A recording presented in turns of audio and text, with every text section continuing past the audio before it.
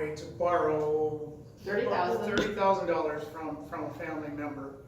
And with that, strategically, instead of spending it all on one property, Terry was able to get me into 6 properties, one for my daughter and I to live in, and 5 of them, a couple of them were duplexes, but five units for cash flow. And of course, Terry thought, well, you need to keep your job because that's the way you're going to qualify for loans. And I thought, well, no, that's enough. I'm done.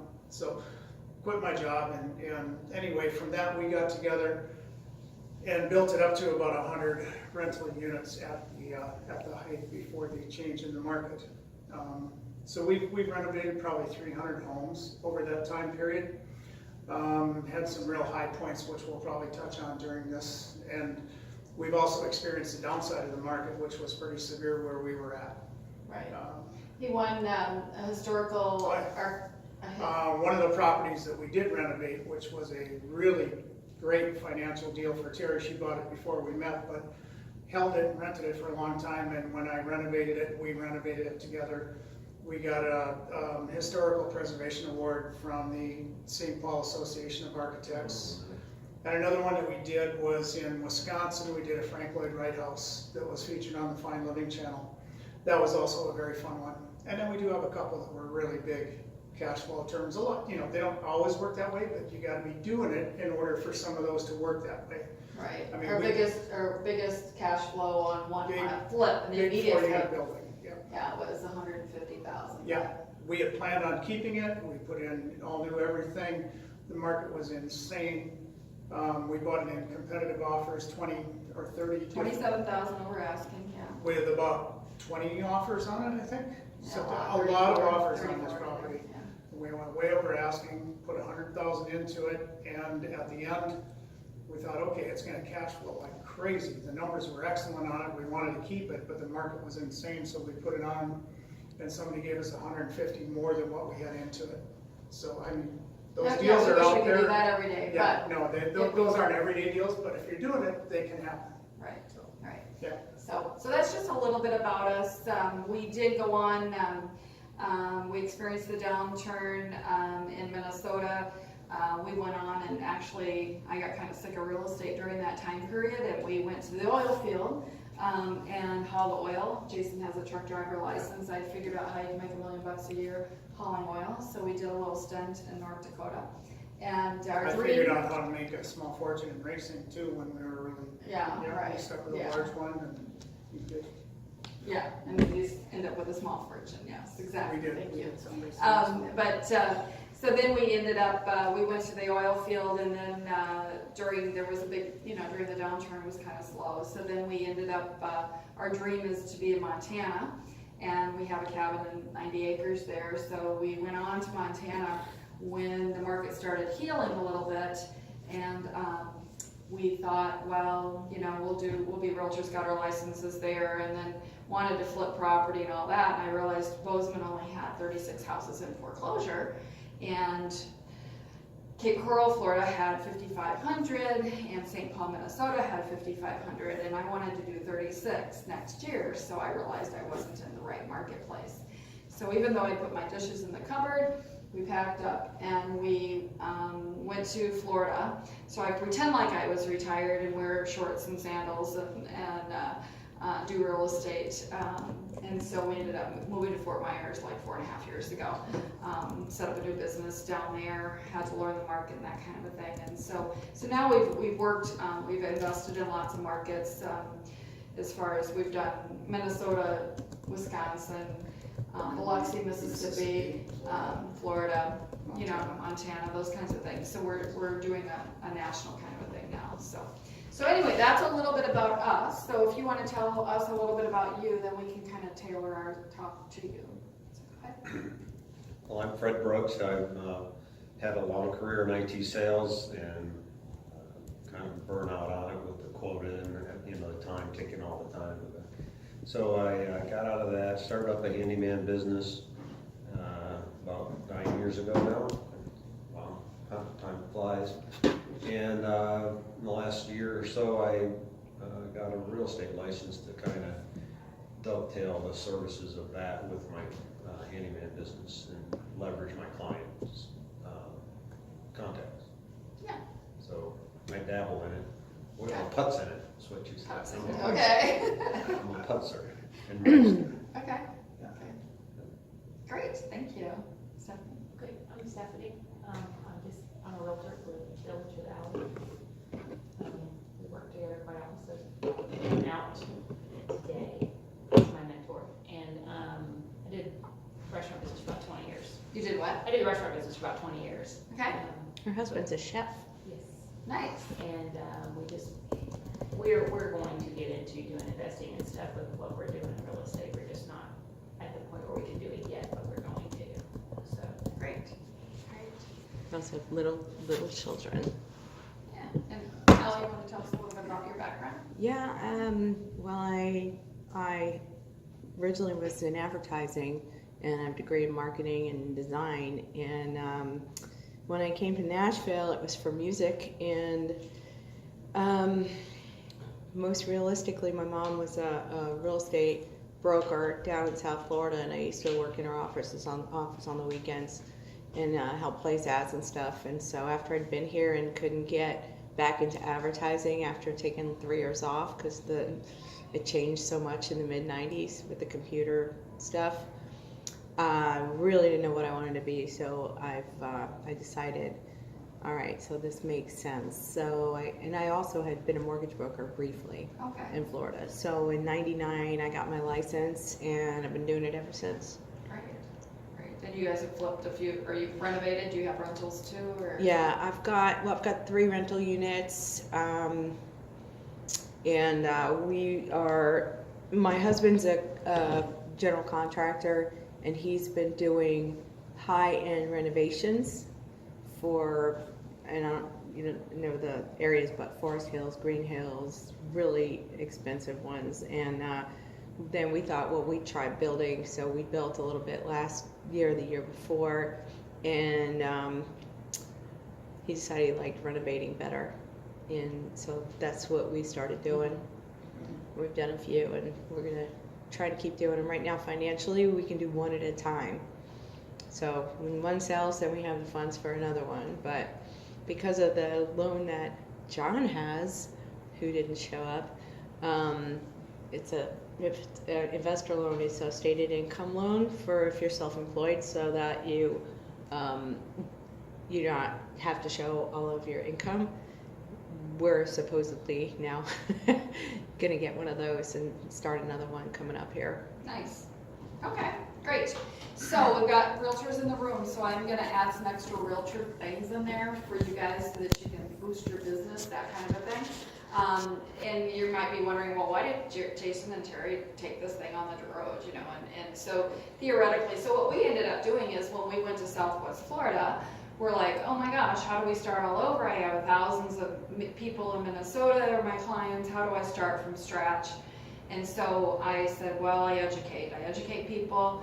I teach them something, and when I give them something, then hopefully they want to work with me. They get to know me, and if they're comfortable with me, we can create a relationship. And the more information I teach them, the less I have to do on the road when I'm teaching them, and they're more on the same page. So I've always come from that perspective, and we started doing that, and I had to learn the area. I didn't know anything about what was going on in the area after the downturn, and so we learned it, and now we know it like the back of our hand. And consequently, in 4 years, I probably have created a business that's like 20 years down the road that I had in Minnesota in a short period of time. We do about 70 free seminars a year.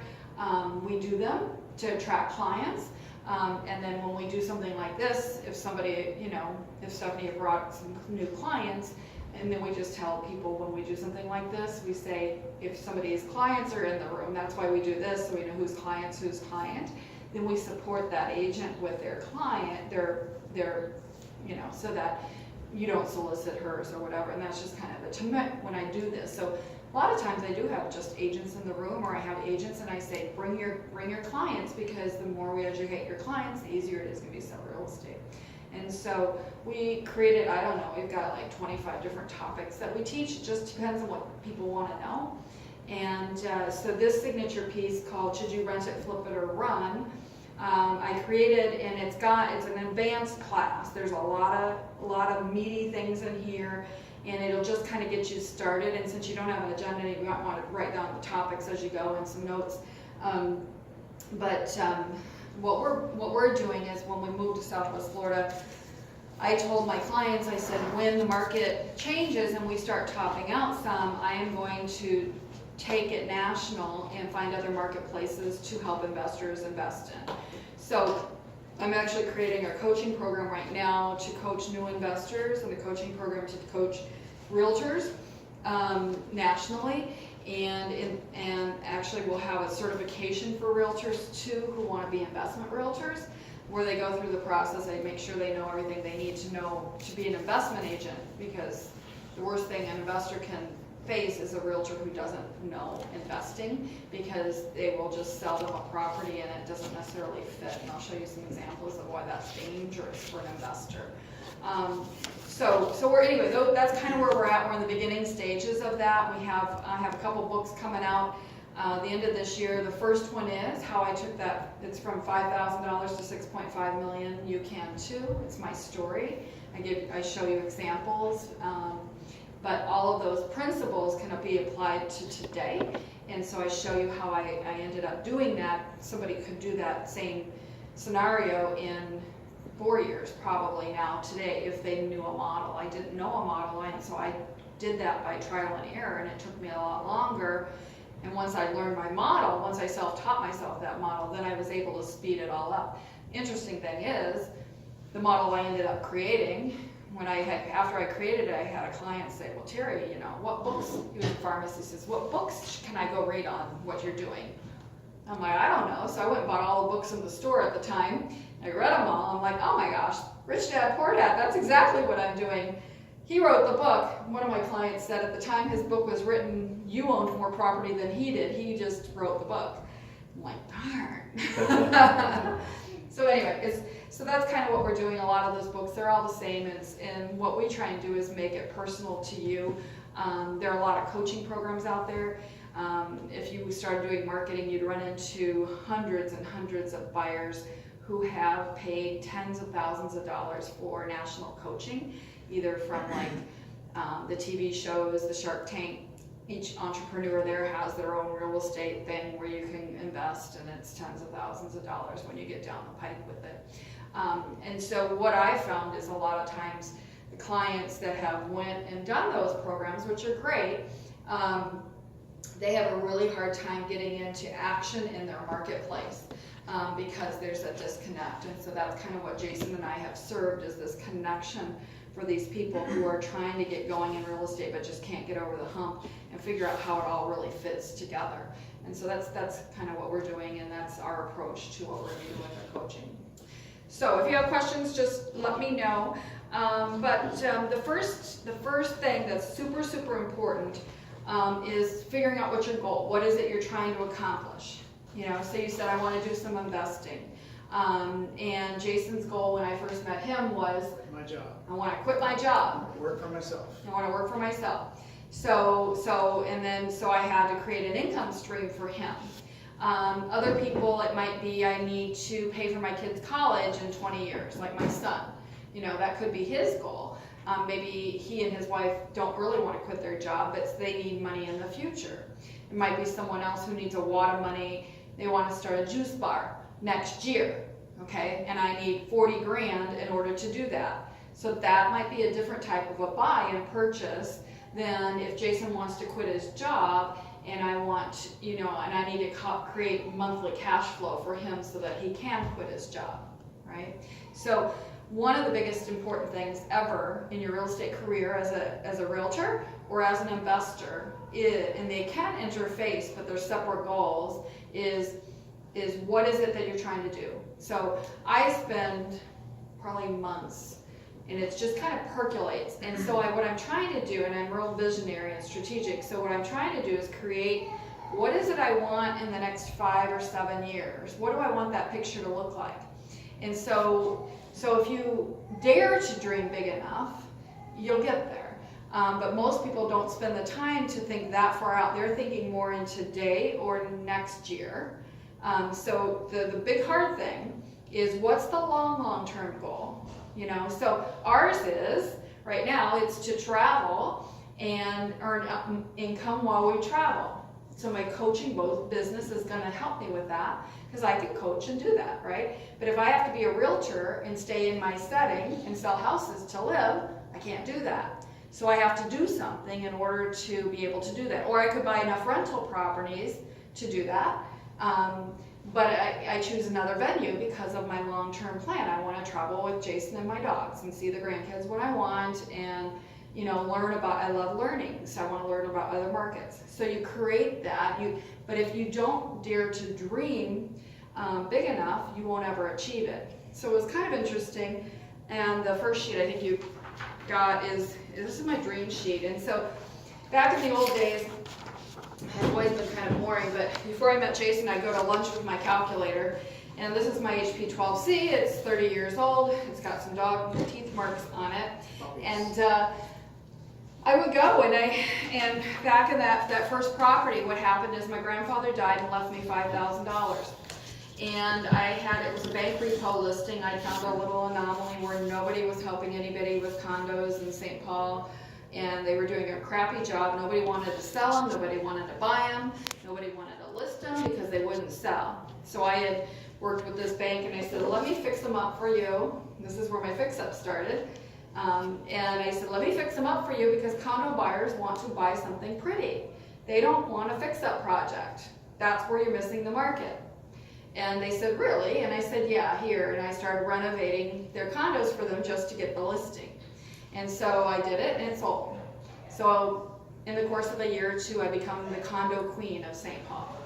So that was my first title. And so when I'm standing there in this twin home, it was a twin home, so it really wasn't a condo, but it was on Dale Street, which is a horrible, busy street.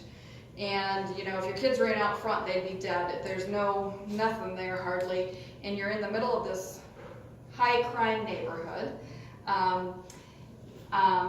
The bank said, well, I want you to hold an open house there all weekend and take sealed bids on this thing. And they had it listed at $12,900. I'd had it listed for 250 days at $12,900. One person made an offer of $12,000 and then they redigged. And then, so I'm standing there with no heat all in the winter. And at the end of it, I said, well, my grandfather just left me $5,000. I'll pay that, and then I got a credit card. I can take $5,000 out. I was newly divorced, and so I bid on it. Somebody else bid $7,500. The person who reneged before, so the bank took my offer. My commission was $1,000, so it was $4,011 each. I paid for them. Now my problem was, how am I going to fix them up? I didn't know. So I had to go sell houses to be able to afford it, because, you know, and put stuff on my credit card. Eventually I figured out how to rehab them. And so at that time, I didn't even know how to find a renter. I didn't know Section 8, you know, our welfare program. And so once I started putting an ad out there, everybody calling was Section 8. I'm like, what's that? I had to learn that. I had to figure out how to do a lease. Long story short, I started getting cash flow per month. And my cohorts at the office said, you know, well, why are you doing that? And I said, I don't know. I said, you know, for, you know, $650 cash flow per month, you know, I can pick a couch up. I can have somebody else go pick up the couch in the alley once a month, because that's the kind of neighborhood it was at the time, and do this. So anyway, long story short, I ended up figuring out how to get so now I had set my seed corn was $5,000, right? So I'd spent it. So now my problem was, how do I do this again? Because my money's in that project. So I had to figure out how to do that. And so I finally got Wells Fargo back in those days to give me a loan on each one of them. And this is about a year and a half into it. And I got a $25,000 each. Stuck it back in my pocket, paid off my credit card, had a little extra, went and found something else. Started doing it all over again. So it was like a year and a half, 2 years before I could do it. And I was slow because I was figuring these things out, right? So if you have a model, you can go faster.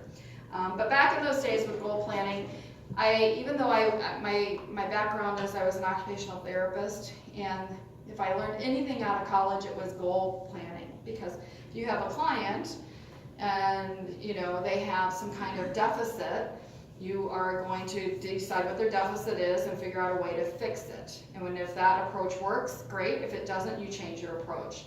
If that approach doesn't work, you change your approach. You don't give up.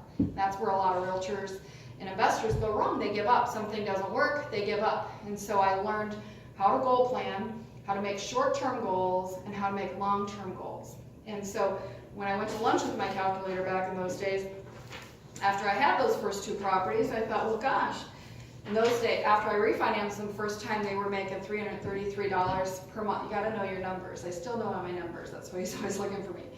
So $333 per unit, right? And so I started making a calculator. I'm like, oh my gosh, I remember this seminar I went when I was a new baby. Anybody who's in the business less than 4 years, I call you new baby realtors, no matter what age you are. And so it's an endearing term because I'm giving you the okay not to know everything, because at the end of 4 years, if you immerse yourself in this day and night, you'll be like, oh my gosh, that was a college education, if you're serious about learning. There's a lot of information. So I had heard David Knox when I was a first realtor, and he'd said, it was a seminar I went to, and he said, he's a national speaker now, and he said, well, I want you to write down your goal. And I said, well, he says, I want you to write it on the paper right now. So I've been a therapist, so I wrote $5,000. I'm like, gosh, I hope I can make that in real estate. This is my first year a month. He said, no, I want you to cross that off and double it. I didn't like that. I wrote down 10,000. He says, no, I want you to cross that off and double it again, 20,000. I remember this, and it was instrumental. And so he says, I want you to look at that, and I want you to taste that number. I want you to breathe that number. I want that number to be in your soul. And I was so uncomfortable. I was jumping out of my skin, and I'm like, I don't know how that I could ever do that, right? But until you dream the possibility, it won't ever happen. Now, if I don't make that in a month, I'm mad, right? That's a small number now. So things change over time, so don't be afraid to dream big. By the same token, because I remember that, I went and I started dreaming about my rental units. And the interesting thing was, I sat down at lunch and I said, okay, if it's $333 a month cash flow, what if I had 5 units? Okay, what if I have 10 units? This sheet, I recreated it recently because I lost my original one. And so when I sat down that day, I thought, he kept saying dream bigger and bigger and bigger. So I took it to, I got to 20 units. And so at 20 units, it was 20 units on this sheet. It's your cash flow per month is, annual cash flow is $60,000 a year. So I thought, well, I'll take it to 50. And then finally I said, gosh darn it, he told me to double it again. I'll take it to 100 units. So the interesting thing is, now this sheet actually depicts more than just your cash flow per month. This is just saying if you had an average cash flow per unit of $250, and at the end at 100 units, it'd be 25,000 cash flow per month. You actually get other benefits from owning investment property, and that's debt reduction. Somebody else is paying off your loan. You get appreciation if it's going to go up in value. So, if you use a small average number, 3 to 4%, you can figure that. And then you get to take depreciation on your tax return, which was huge. And that was actually, when I was pregnant with my second son, I did taxes for H&R Block because I wanted to figure out how to beat the IRS. I figured out you can only beat the IRS if you had more children, and I thought, no, 2 is enough, or you own rental property. So that's how I got into rental property beginning, was to beat the IRS. So you get a big savings. So we don't pay a lot of tax because we own a lot of property, and we're always buying and selling it, so we end up not paying a lot of tax.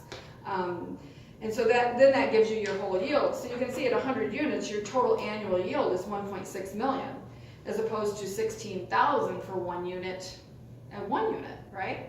A lot of investors get started and they forget to keep going. But if you dream big, the interesting thing is with this sheet, we got to 100 units. I didn't get to 101 units. I didn't get to 99 units. I got to 100 because I forgot to change my goal and dream bigger again.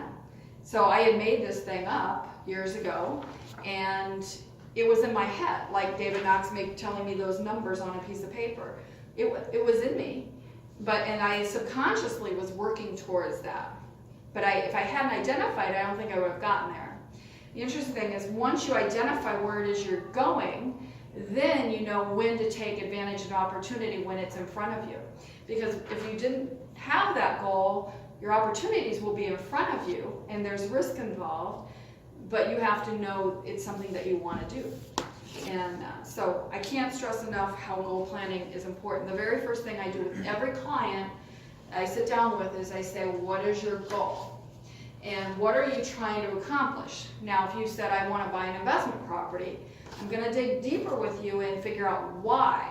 And that's the mistake 99% of the agents make, is their client calls up and they say, this is my biggest pet peeve, they say, hi, I want to buy, I'm looking for a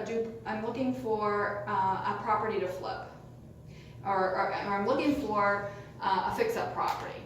And so without finding out exactly what's motivating that person, the agent takes them out and sells them something. So for example, recently I had a client, he came to me in a seminar after he just bought 5 flips, he said. So he says, oh, I just bought 5 flips in the last 60 days. And so my skin curled, because like in your market, in our market, we don't have 5 flips in any given 60-day period, or will you ever be lucky getting. So that made me, I'm like, and he said his goal was he had recently given up his corporate job. He must have had a nest egg where he got this money to buy these properties. So he had already interacted with another agent who sold him properties that needed work, right? So I said, let me see them. I'd love to see what you're working on. I'm trying to, I'm going to sell him other things, or I want to get the listings, whatever. So I go see his properties on site. I look at them like, great. I would do this, this, and this, but I got to tell you, these are not flips. These are rental properties. Because if you try to flip this, you are not going to get that price now, and you aren't. It just isn't going to happen now. So this is a rental property, so you may not want to do the full rehab now, if it's a different goal. So he said, really? And anyway, long story short, he now has a job because he bought 5 properties that weren't flips. He spent his money, they didn't create the cash flow he needed, and now he had to go get a job, right? Because he didn't, his realtor didn't know what she was doing. So anyway, so she found out he had money. The same thing happens with loan officers. So the moral of the story with realtors and loan officers, you have to know your client you're actually going to affect your client based on what their real goal is. So I have a lot of people come and say, I want to flip property because I want these wads of money. And then I dig deeper and he says, well, yeah, my wife works still at Walmart in the deli, and I need to have another $1,500 cash flow per month in order for her to retire too. And I say, well, that's different than flipping property. That's cash flow per month, right? You can get wads of cash, but you need cash flow per month if you want to get rid of a JOB. He's like, okay. So now we went a different course where he had been in coaching. He'd actually paid tens of thousands of dollars with another program and spent the money and thought he was going down this path, but he didn't realize what would actually help them. So I would say 75% of the time when I talk to my clients, what we end up doing is different than what they thought they were going to do. Because your job is to know all this information, and you don't have to know it super, you have to have professionals behind you, and be able to affect them and give them the information. Then they can make their decision. But if somebody doesn't see all their options, they can't make a good decision, right? And otherwise, they just buy one property and they're stuck. And that's where another huge percentage of people, they get started investing in real estate, is they end up with one property and they forget to keep going. Or they use their what's called their seed corn, their nest egg, they use it up and they didn't figure out a way to get it back. So if somebody's goal is, I want one property, I'm going to pay it off in 15 years and use that for kids' college, and that's all I want. That's different, right? I can sell them a different property than somebody who needs that property for something else, or they want to create, a portfolio, if I go and sell that property, that I might hand pick that property for somebody, and somebody says, I want 20 units for this amount of cash flow, then I would say, you know, I have to figure out how much cash do you have. You guys only has 100 grand. I got to figure out what can I do to get that cash back from him, for him, so he can keep going. Like Jason, he bought 6 properties, but you can't buy 6 properties with $30,000, right? So I had to figure out how to get that cash back to keep him going. And so that'll lead me to the financing part we're going to do later. We're going to do strategic financing. So anyway, so goals are super, super important. The second thing you want to consider with your clients or yourself is taking a real inventory of what are your strengths and weaknesses, and really have a come to Jesus with yourself, because, you know, like tech is what I hate the most, and so I'm learning it, but I do leverage myself with other people. You know, it could be your credit. Jason said when we first got together, his credit was bad. You know, he'd been through a divorce, his credit he was healing it, right? Some people have a lot of cash, or they don't. Or they're self-employed and it's hard to get loans. Like Ali said, it's harder when you're self-employed to get loans than when you have your JOB. So if somebody's still employed on a W-2 income. Kills me sometimes, because I'll have an assistant, I'm paying them a salary to do property management. They can afford to go buy a house. They'll get a loan with a low down payment. I'm paying them, but I can't get a loan on a $15,000 boat because I'm self-employed. It's crazy. You know, so anyway, it doesn't make any sense. And it kind of depends on where we're at in the marketplace when that happens. But look at your credit, look at the job, whether somebody's self-employed. There are some clients that when I meet with them, and they're not, maybe they're 30 hours a week, and they don't have a lot of cash. I might say, you know, can you increase your hours to 40? You know, because then you've got the job counts full time, and it's a lot easier to get the loan. Are your assets liquid or not? And then the other really super important thing is something called market timing. And I believe you've got that sheet. No, I don't see it. Do you have a circle sheet that's in color? Oh, I have a different folder. Yeah, this one? Yeah, that one. Yeah. Okay, that's the one we want next. Okay, so this is a secret. This is something. Now, you two have been through real estate school recently. Did they teach you market timing? I don't remember it. Okay. In Absorption Florida, I've rate. seen it taught a little, not much.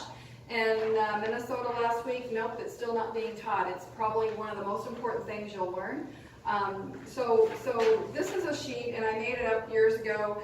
It was about the Minnesota marketplace. And so what happened to us is we created a portfolio, and after 9/11, I'm like, oh my gosh, you know, if you were selling at that time, everything shut down and everything was quiet, and you know, like for a month, nobody was doing anything. Things that should have sold in a day were just sitting there.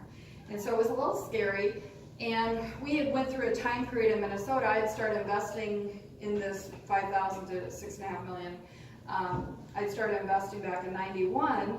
And so from 91 to 2001, it's just been like this steady, slow growth.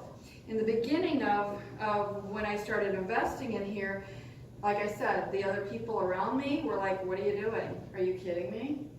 And as I went through here, more people got on the bandwagon. So the last 3 or 4 years, you know, from probably 96, 97, 98, 97, 98, 99, whatever, we're getting up to 2001, the last 4 or 5 years, there was a very, very slowly the rest of the market started to catch up and say what's going on. And it was starting to, what I found is in 2001, I was paying twice as much.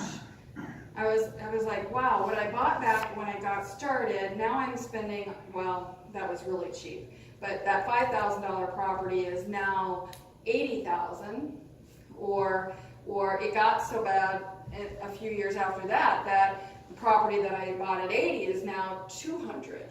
And so at some point I'm like, do I keep buying or not? So what did I do? I kept doing my numbers. And so early on, it was okay to keep buying at the higher numbers because I'm going to teach you how to figure out cash flow in a few minutes. But what I did was my rents changed. So those first units that I bought and I rented the first ones it was a side by side. It wasn't a duplex, but you own this side and you own this side.